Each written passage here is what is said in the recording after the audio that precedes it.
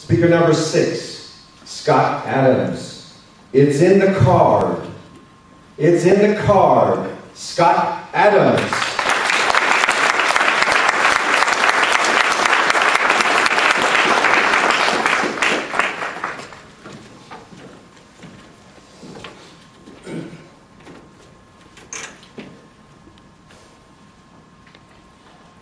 The date was October 17th, my sister's 13th birthday. The party was picking up speed, and I didn't have a present. But at the very last moment, it occurred to me that I could go and I could buy a card. Now, I should tell you that birthdays were a big deal at my house. And there was a substantial pile of presents on our kitchen table. And my card. As my sister started tearing into all of those packages, the tension began to grow and grow, until finally only the card was left on the table. And she picked it up, and she held it, and she looked at me, and in that tone that only your 13-year-old sister can make. No present?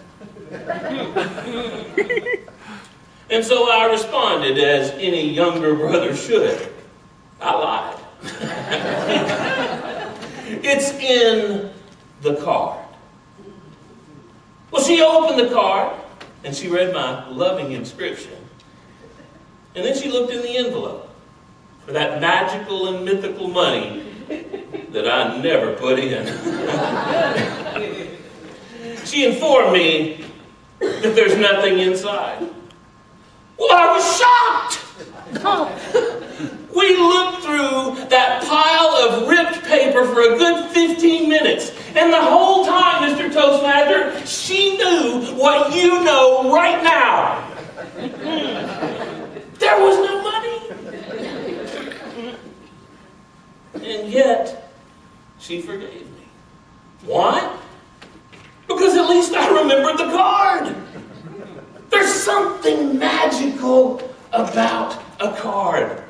And that is why the majority of your grade school education was dedicated to the art of card making.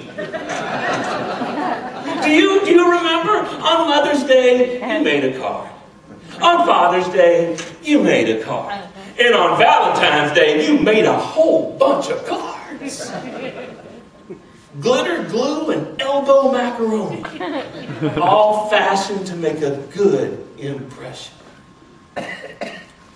Now, most of us, as we mature, we leave such things behind. But not me.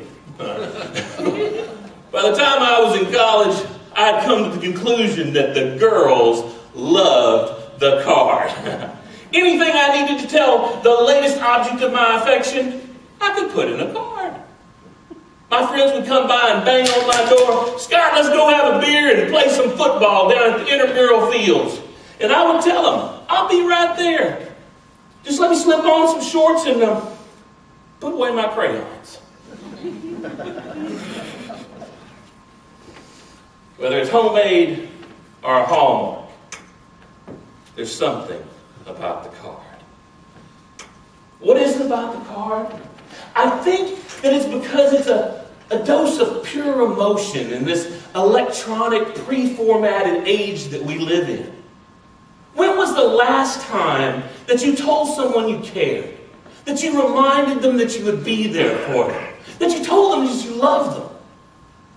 A card does all that and more, because you can hold it and feel it and relive that wash of emotion again and again. You know, the best card that I ever gave, well, be honest, it wasn't really a card. It was a church bulletin. Father's Day was coming up, and I didn't have a gift. Do you see a pattern coming up here? But I just jotted down some things about what it meant to be a father and how much I appreciated my dad. To be certain, it wasn't the most profound thing I've ever written. And it was absolutely the cheapest gift I'd ever given. But when my father passed away 1.5 years ago, My sisters and I went to his home to go through his things. And there, tucked in the side of his sock drawer, was my church bulletin. I imagine in my head him going through this daily mundane task of putting on his socks and seeing my makeshift card and remembering how much I loved it. He kept that card for over 15 years. And I suspect that I will keep it just as long now that it's in my sock drawer. We try to buy the perfect gift for that perfect someone. But let me tell you my secret.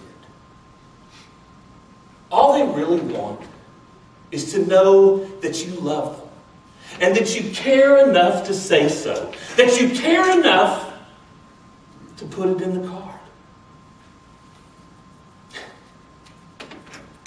That's why I love to give a card. But don't get me wrong, I love to get them too. Just my last birthday, I was walking out to my mailbox and I found this. It looks like a card.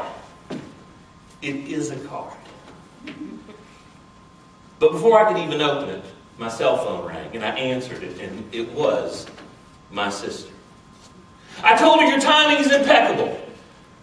Is there any money in this? And she lied. No money. But there was this.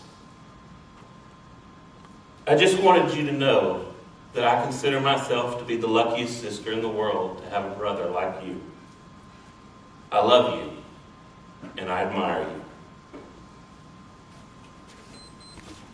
I'm so proud of you. There are 3 things that I know, and I know that I know them. My sister tragically overrates her brother. My sister loves me, and she cared enough to put it in a card.